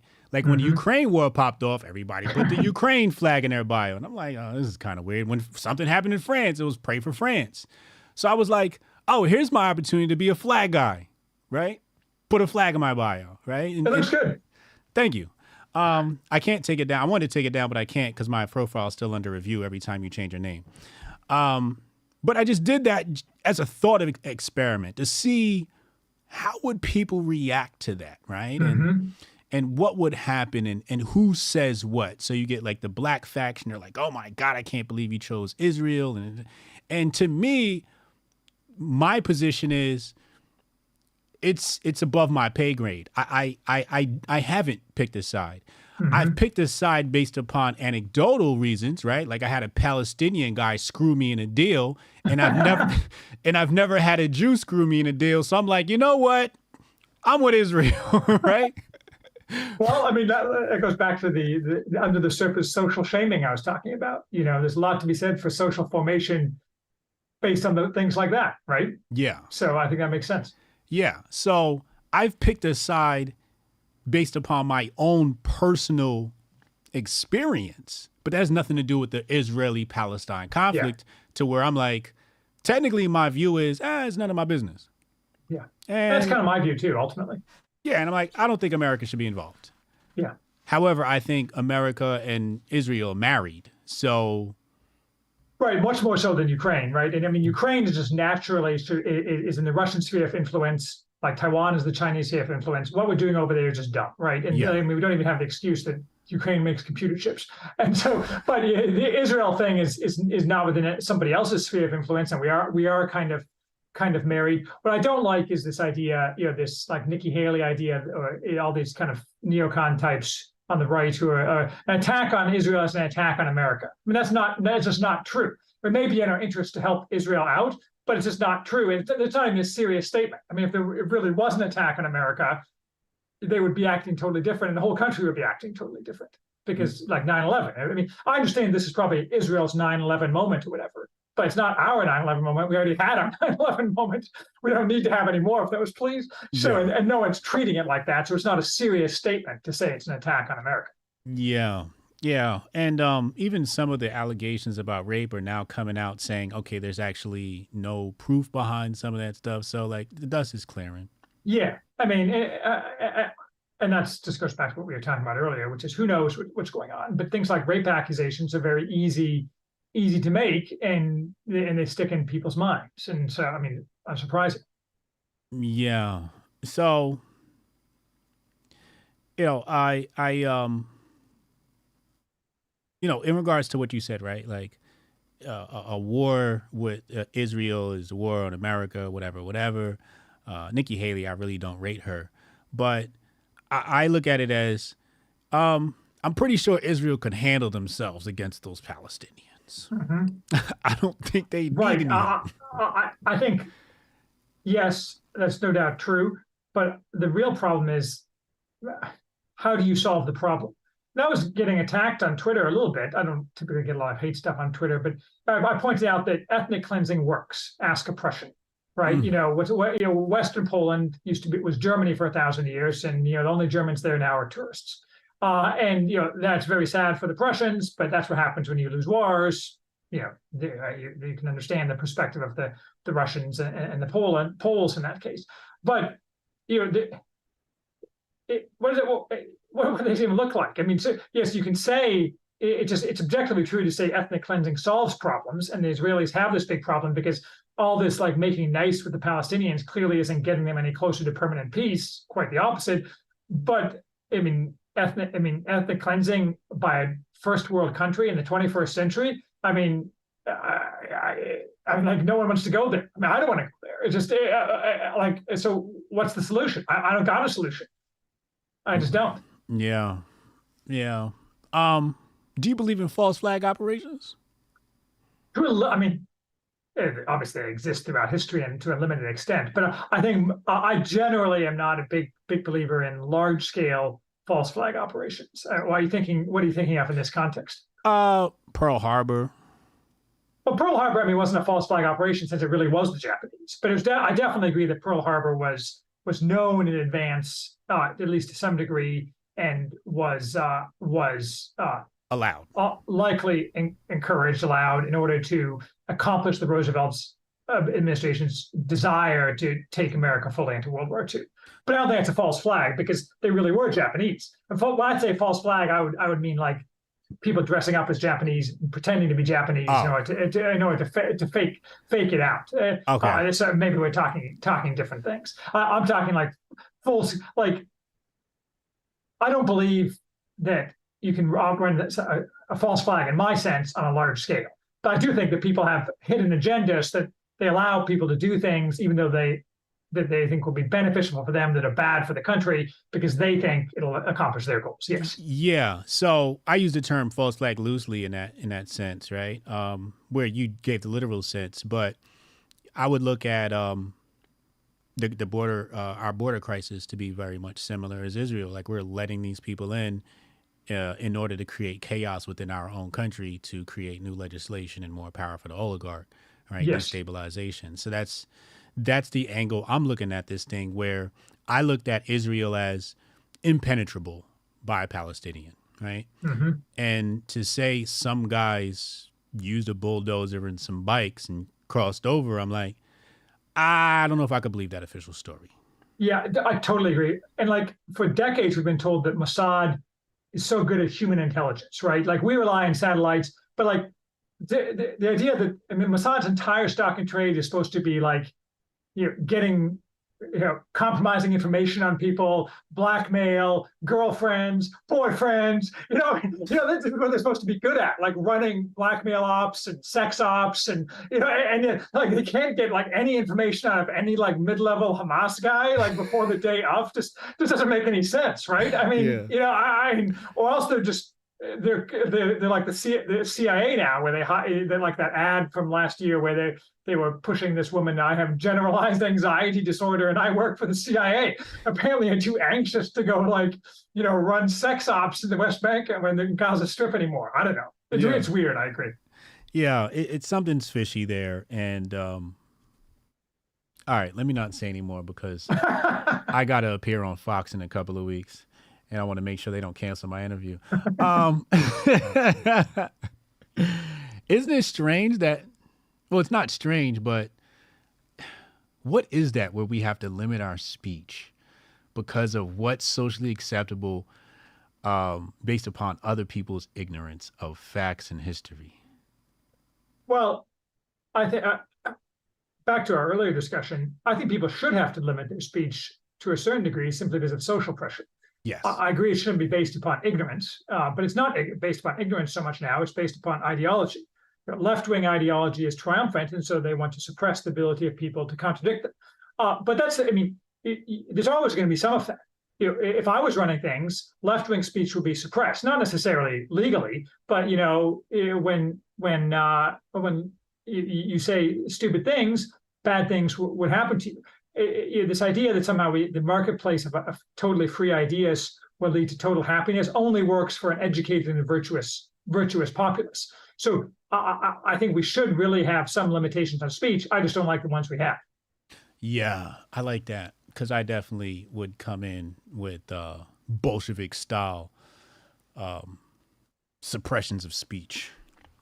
Yeah, I don't want to be too aggressive about it, but the fact is that you can't run a society where, like, if you get on camera and say things about, I don't know how. Let me think about an example that's not toxic.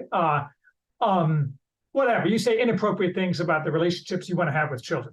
You should get your ass beat. I mean, that's just the way it is. Absolutely. That's all I gotta say about it. ASAP.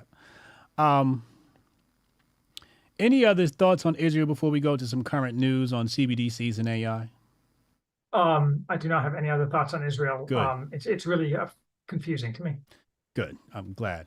Because we need you. Let's do AI first. Let's pull up on the screen some recent AI news. Do you use AI? Not at all. Are you opposed to using AI?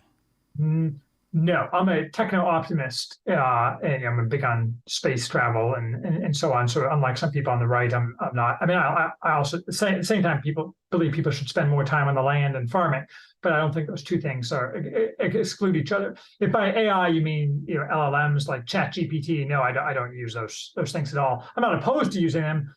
My opinion on AI, not that you asked it, is I've been disappointed in what it can do. That is. Every time I look at it, it's I've done various tests. For example, I used to run a woodworking shop very briefly as a side gig. I'm good at woodworking. I know how to do woodworking, built-in bookcases in particular. And ChatGPT, large language models, and so on are totally useless for anything that requires what Matthew B. Crawford, the philosopher Matthew B. Crawford, calls tacit knowledge. That is, things that can only be learned by doing. That is, if you type in with ChatGPT, how do you do built-in bookcases, it will tell you, and it will all be total bullshit. I mean, it won't be wrong. It might be wrong, but it won't be complete because you can't communicate the information in writing. And there's just even watching YouTube videos, which you can't reduce to writing very easily, doesn't give it to you. You have to do it to learn. And there's a tremendous amount of things like that. And for things that's just, and leaving aside like just the censorship and so on, just the tech.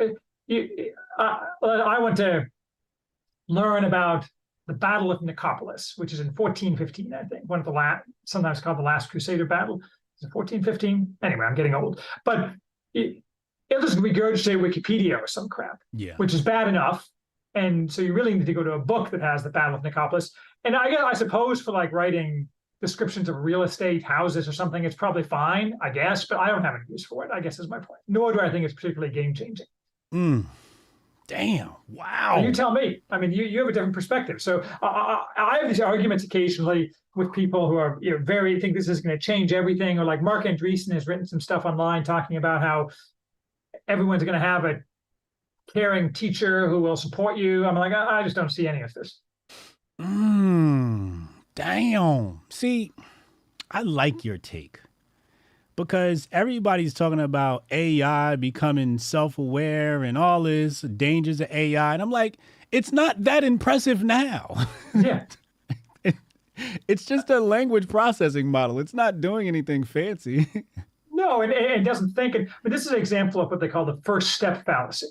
That is, this is the first step. We can imagine this is the first step towards strong AI, which is going to kill us all. And if we take the first step, all the other steps have to happen too. No, they don't. Maybe this is it. A bunch of stupid thing that like teenagers can use to like write their term papers. I mean, they'll harm our society further. I mean, what's the purpose of this? What does it accomplish? I can't think of anything it accomplishes that is valuable or helpful to society.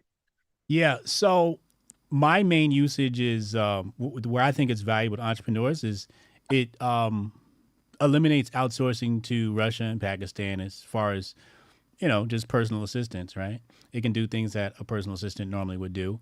And also allows people to create a proof of concept really fast, right? So back in the day, if you wanted a website and then a deck created and then copy and, all the things you need to create a proof of concept, technically I could launch a website with AI in 5 minutes and it would have all the copy for the product. It wouldn't be perfect, but it'd be up and ready to go to pitch, right? I can have AI write my pitch deck and it would look like an official pitch deck and probably do a better job than I would because it just has more information.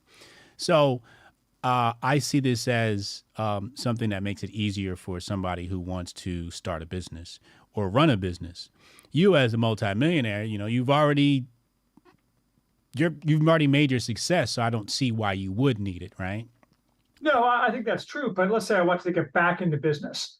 I think the act of thinking through the creation of the pitch deck is a crucial part of building your business. So you take this pitch deck and you go to some guy who has money, and then he starts asking you questions. And then you haven't thought about those questions because you didn't build the pitch deck. Some AI bot built it, and all the kind of false paths that you would have gone down building that pitch deck, but you decided not to include the pitch deck because you thought better of it, because you evaluated all this stuff.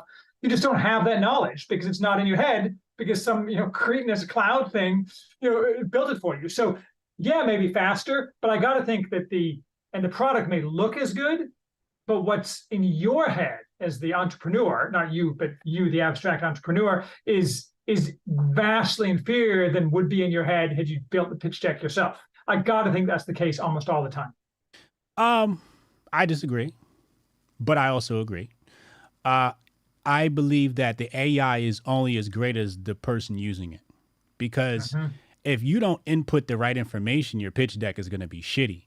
But if you've thoroughly thought through your pitch deck and you just need somebody to make it pretty and include some information and just write generic copy, then in that case, it's great. Yeah, okay, I can see that. Because I've seen, I have this experiment I've been telling people to do is ask random friends to use ChatGPT and say, hey, use the AI and to do something, whatever you want it to be, and watch how people use it. Usually people use it for idiotic things. Like, is Biden a good president? It's like, why are we asking that? Like, why would you do that? Whereas some people might say, hey, I'm going to input, because this is something real I did. I put in the sales numbers for my business and told it give me different types of sales projections over the next 6 months. And then tell me the formula you use to do that, right? I use it as that type of assistant. You know what I mean? Yeah. I mean, maybe I should go back and ask it questions about the business I was involved in, and that I could get a sense for whether it was doing things that made sense or not. Yeah. That's an interesting idea. Maybe I'll do that and have a couple beers and fire up my ChatGPT. I'm in love with ChatGPT. I use it every single day in my business.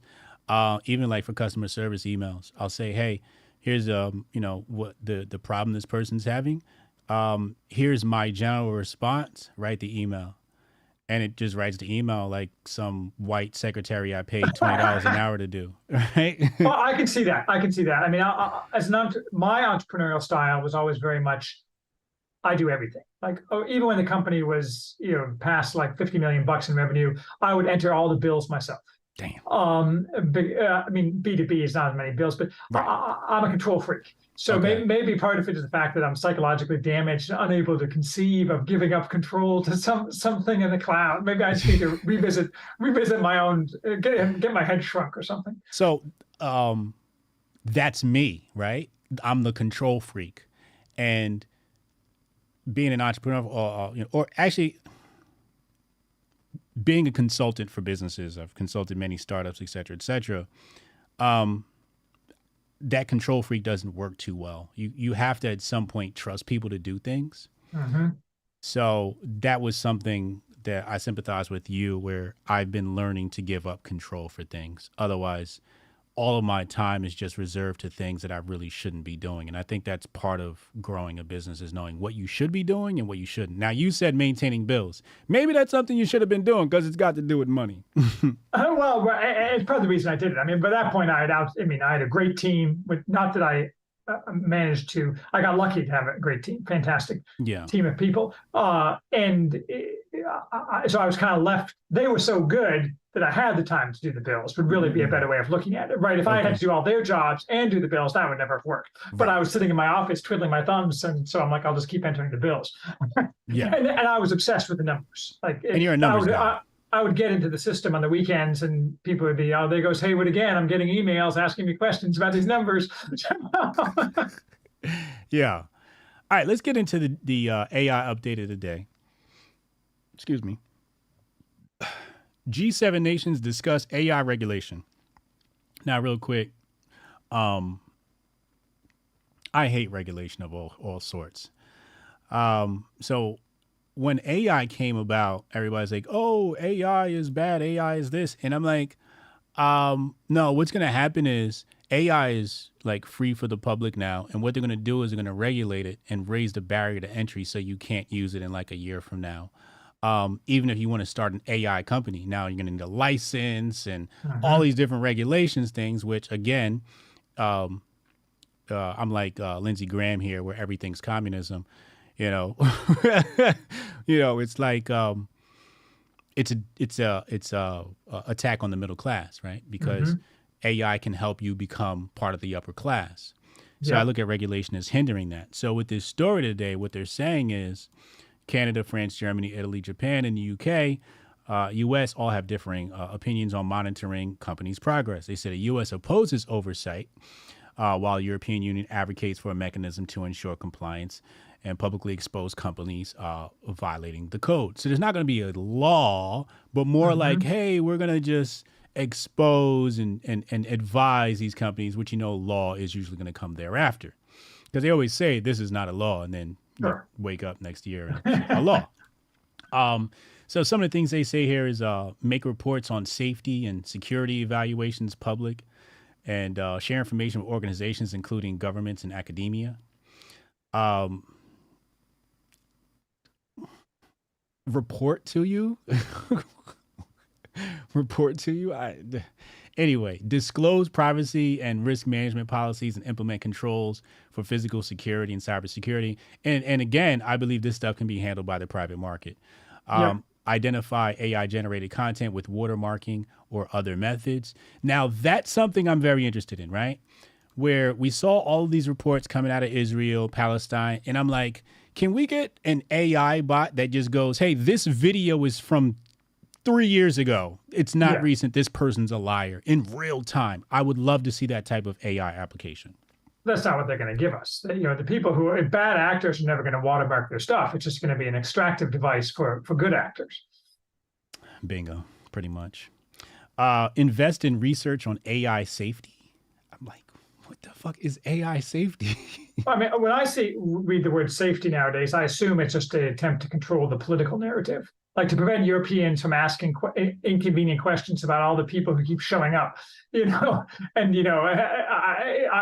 think the Europeans are bigger that, and the Canadians are bigger on that than the Americans, but they have this insane desire to, as they start to lose their grip on the populace, to prevent AI from saying bad things that are true, because like when you say, you ask Chat GPT, why are there a bunch of random people, looting in my small Swiss town or whatever, and it tells you the truth, which is that the politicians have let them in, then that's the wrong answer. So I got to assume it's something like that, as well as a rent-seeking, as the economists call it, device, and full employment for bureaucrats and NGO types and so on. So the example I would give is, a AI that tells you the vaccine is unsafe. Yeah, exactly. Yeah. Right. And there was some headline, I don't know the details, where apparently Alexa, which is powered in part by something like that, it was saying that the election, everybody knows, about the election, but Alexa was telling us all, which is not allowed, about the 2020 election. So yeah, the vaccines, that's probably, for Americans, that's a better example, right? It allows them to control the narrative around things like the Wuhan plague. Reality has a right-wing bias, right? So an AI that is not controlled to deny reality is always going to be coughing up right-wing things, because that's the reality.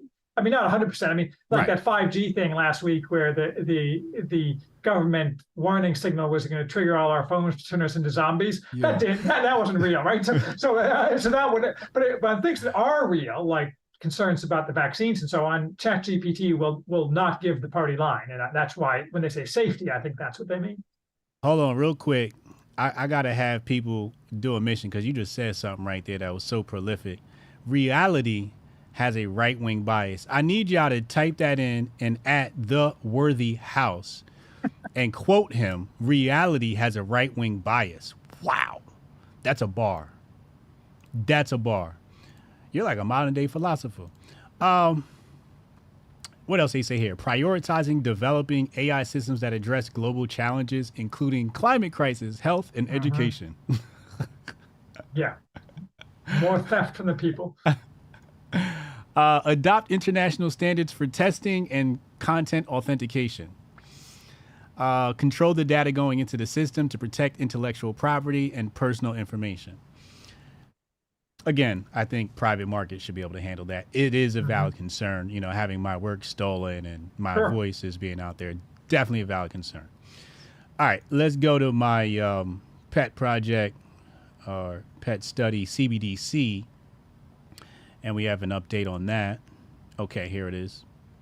So we have two updates here in regards to CBDCs. Are you familiar with CBDCs? Sure, generally. No expert, but... What's your general take on CBDCs? Extremely negative. Extremely negative. Yeah, the idea, because I don't trust the government, right? A government that I trusted, seem like there might be certain advantages, but the reality is these tools are not only would be, but are designed to control people, because we already saw it in Canada and so on, the debanking. And debanking is in a world where people rely on, they're not living on a farm by themselves, so they rely on being connected to a financial network. That's an extremely powerful tool, as we saw in Canada. I basically think anybody who pushes CBDCs at the legislative level or the administrative level should be run out of town on a rail. I just more about it than I do, and tell me if you disagree. But the whole, I'm generally in favor of crypto, private crypto. The problem with crypto is that the government still has too much control over it. But the CBDCs just seem like a terrible, terrible idea. Yeah, so there's a bill right now in the House. It just passed the Financial Committee. I think Emmer introduced this anti-CBDC Surveillance Act. So the Democrats, obviously, they were like, oh, no, we need a CBDC because, well, they don't really have a brain. They just go along with whatever they're told, sure. Right? Like Maxine Waters. She's like, no, we need this for financial inclusion. And the funny thing is, the main thing they're talking about with CBDCs is financial inclusion. What's that mean? Exactly. Right? My interpretation is, let's get black people and poor people into the conversation so they can convince everybody we need this. Look, black people and poor people want what everyone else wants, which is just dollars they can spend. I mean, what are they CBDCs for? I mean, no, I mean, but that's typical for Congress. Obviously, I mean, I spend no time paying attention to Congress because aside from occasional amusements like that McCarthy guy being thrown out on his ass, I mean, there's really nothing going on there that matters. So who cares? Yeah, big facts. But yeah, so there's legislation. The Fed is like, we have no plans for a CBDC, and we need authorization from Congress. You have no plans for the CBDC, but you're working on a project right now with MIT. Sure, bro. So here's the update. You were going to say something? I'm sorry. No, go ahead. Sam Altman had a conversation with Joe Rogan. I would love to see you be interviewed by Joe Rogan. You'd be my number one pick to love that. Be interviewed next. When I see him, I'll tell him if it hasn't happened by then, but I'm sure it's going to happen at some point. But yeah, when I see Joe, I'm going to be like, yo, you got to get Charles on. So daily CBDC update. Sam says, I'm very worried about how far the surveillance state could go here. Super against CBDCs. And I think it's a valid take, right? The CBDC is definitely all about surveillance and control. In fact, in regards to the inclusion, Africa was targeted with the CBDC. Nigeria got one, and it turned Nigeria into complete chaos. So they talked about, CBDCs are going to help the unbanked. And in the real case of the unbanked in Nigeria, they were shafted and they had to resort to the barter system. Yeah, I'm not shocked by that at all. I mean, I don't know the details, but whenever people say like that, say we're here to help the poor or the people who aren't included, you're being lied to. Yeah, I got to tune in to Charles, he's for real. All right, so the next one here is Federal Reserve Governor Christopher Waller. He says there's nothing revolutionary about the CBDC. He says it's unclear what's gained by CBDC. And he said this at the Brookings Institution Falk Auditorium hosted event. And at least he's speaking with some sense. Somebody that's over there at the Federal Reserve is speaking with some sense. Because not everybody's co-opted at the Fed. Some people are going to be like, yo, what is this? It's just digital. It's smarter than people in Congress. So some of them are going to. Yeah, exactly. They're definitely smarter. In fact, when Congress had a hearing, they had a lot of people from the private sector come in and weigh in on the CBDCs. But to circle back to the beginning of our conversation about Russia, China, my deep tinfoil Kufi take is at the big table at the top, there is cooperation between the West, China, or let's just say the West and BRICS, right? Where they're saying, listen, and they're all playing with us like chess pieces, right? And what I think is happening here is they're saying, if we can get the CBDC in, then that's a way of staking ownership of their capital. And by capital, I mean people. And controlling their people. And monitoring the people. This is, you ever seen Batman and he's got this thing that sees everything all across the city? That's what the CBDC is to me.